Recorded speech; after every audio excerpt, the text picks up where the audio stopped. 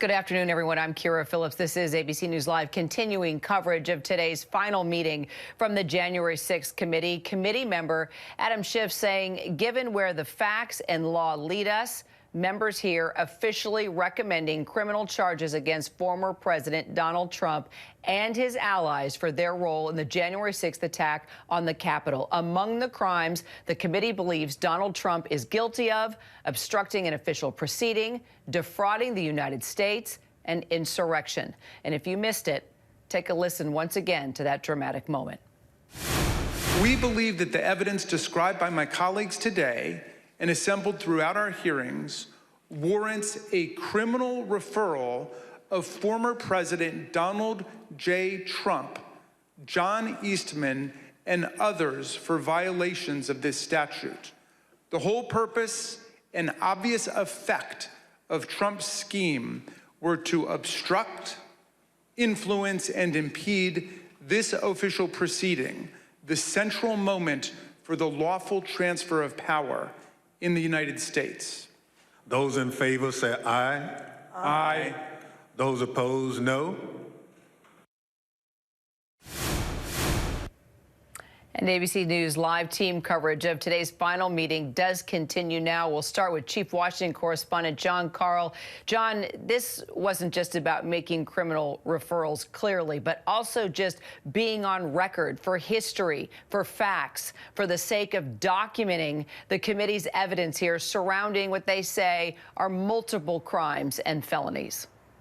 The referral to the Justice Department is really not the most important thing that happened here, Kira. The Justice Department will make its own decision about whether or not to prosecute Donald Trump or any of his allies. What was significant here was this committee, after a year and a half of investigation, more than 1,000 witnesses deposed, interviewed under oath, 10 televised hearings, some of them quite dramatic, featuring live testimony and evidence obtained after lengthy court fights that went all the way to the Supreme Court. After all of that, this committee wanted to be on record saying that in their judgment, Donald Trump is guilty of multiple felonies, multiple crimes against the people of the United States.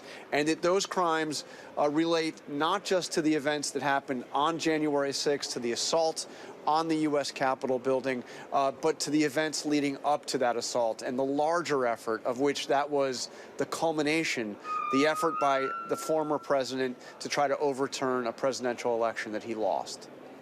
John, beside the criminal referrals that we were hearing there, for sure, in print, from the mouths of committee members, did you hear anything new?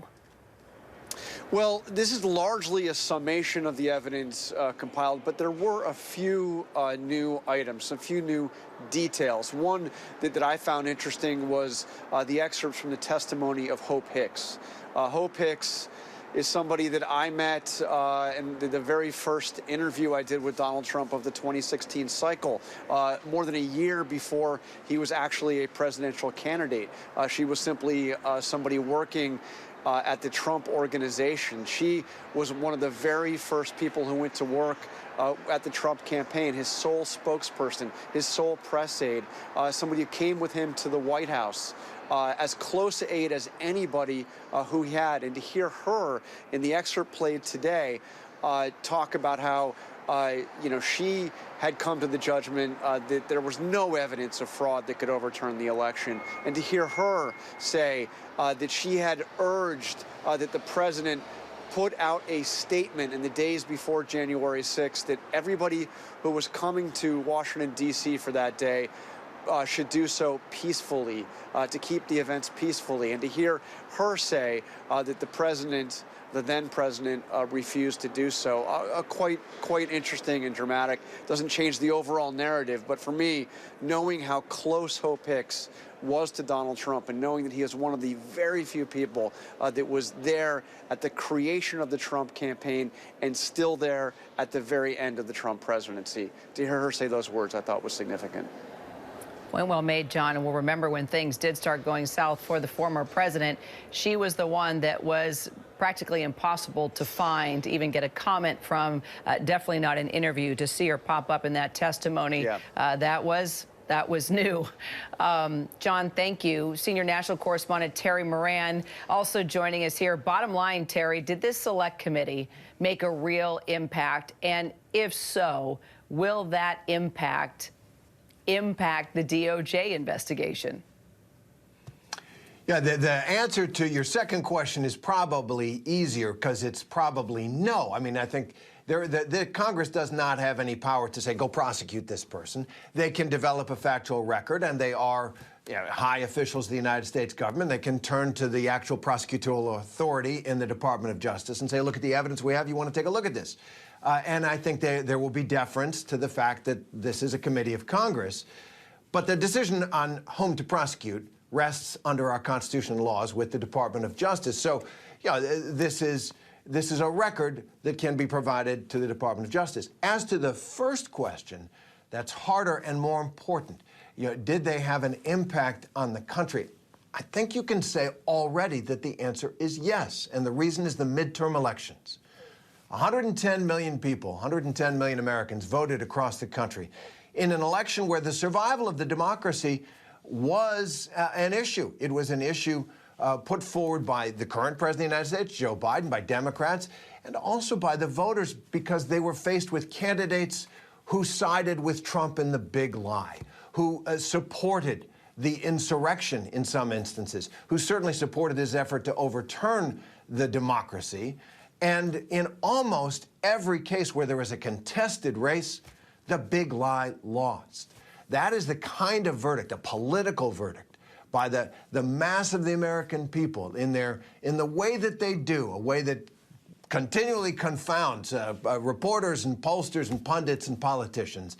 They came to the conclusion that that way of being an American politician, that way of going forward with our democracy is wrong, and we will rise up and defeat it.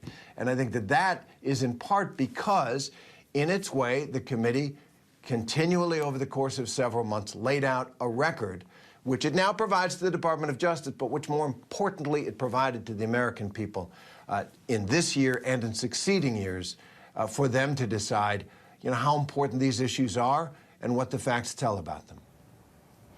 The committee meetings the committee meeting that is the red wave that wasn't. It equals. That's an interesting point, Terry. Congressional correspondent Rachel Scott, you're live there on Capitol Hill. As this wraps up, people moving in and out, what's the buzz? What are you hearing from inside the room? Well, I could tell you that Republicans are largely dismissing the committee overall and also dismissing the findings of this report that just came out a moment ago. I just heard from Congressman Jim Jordan's office. He calls this basically a political stunt led by Democrats. He says he is one of 4 Republicans who have defied these congressional subpoenas by this committee, and the House Select Committee now making that referral over to the House Ethics Committee.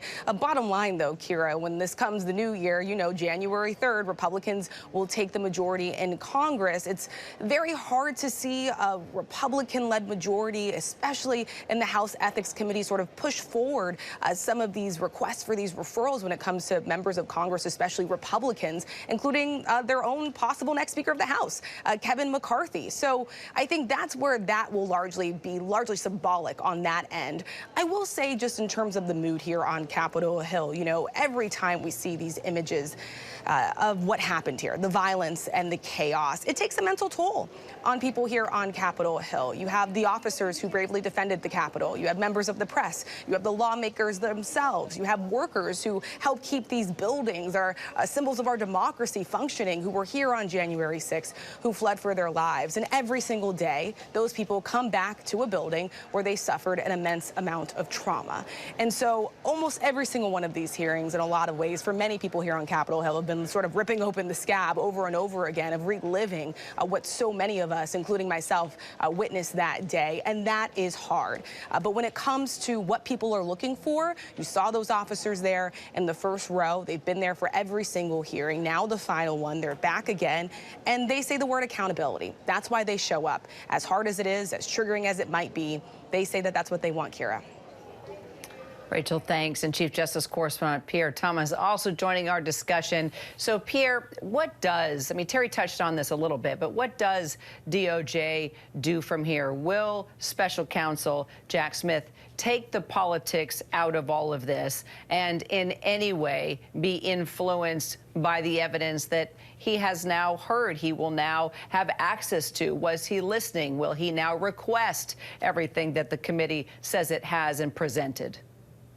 Well, clearly, DOJ will want to avoid, including Special Counsel Jack Smith, any notion that politics is playing a role in their investigation. I would say that's one of their primary goals. That said, the evidence, the interviews, some of the investigative files that they've not had access to, I can tell you DOJ wants them. Why do we know this? Because the Attorney General said they want to be able to review everything that Congress did so that it might inform their fact-finding. They're looking for facts. And to the degree they can get these interviews and compare these set of facts with what they've been uncovering in their months and months of their own investigations.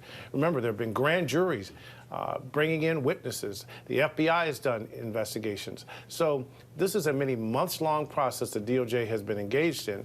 And I can tell you, by the very nature of the fact that the Attorney General, Merrick Garland, appointed a special counsel, knowing all the divisiveness in the country, knowing how politicized this country is and the city is, the fact that he took that step tells you how seriously DOJ is looking at this issue of January 6th and whether the president himself played a role, former President Trump played a role directly in what led up to it and that day, as well as the Mar-a-Lago whole situation in which the president is accused of taking classified documents from the White House to his resort home in Florida.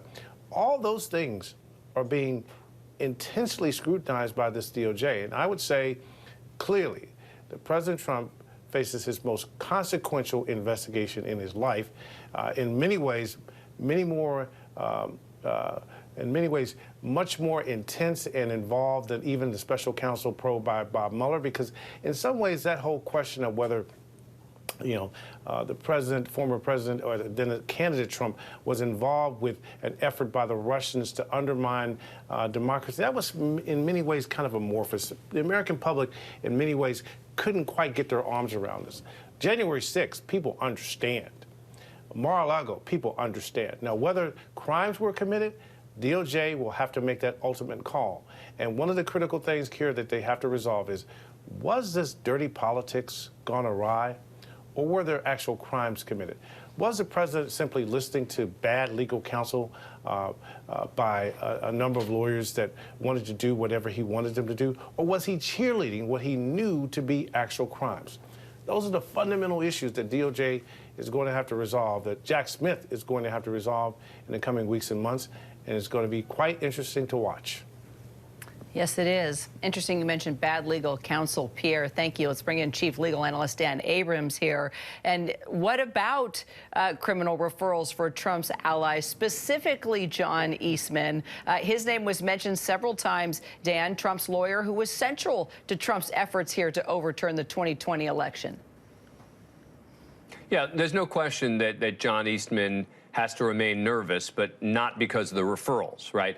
Again, and we've said this, and I think it's just worth repeating, the conclusions of the committee that a case should be referred to the Department of Justice in this context just isn't that significant. Why? Because the Department of Justice is investigating on its own. So they're not going to take the conclusions, the legal conclusions of the committee and run with it. They may take some of the evidence and run with it. They may take some of the facts, the interviews. But in an effort to remain apolitical, I would even argue that the Department of Justice didn't want criminal referrals. That from their perspective, if they were deciding, they might have said, don't refer anything to us, please. You guys do your thing. We're going to do our thing. We don't want anyone to claim that the two are intertwined. So the referral aspect of this, I think, is much less significant than what the evidence has uncovered and the fact that now the special counsel seems to be moving so quickly. And a lot of evidence there is indeed. Dan, thank you so much. And thank you to our entire team of ABC News correspondents and contributors. I'm Kira Phillips. We're glad you're streaming with us today. A lot more news ahead, and it continues right after the break.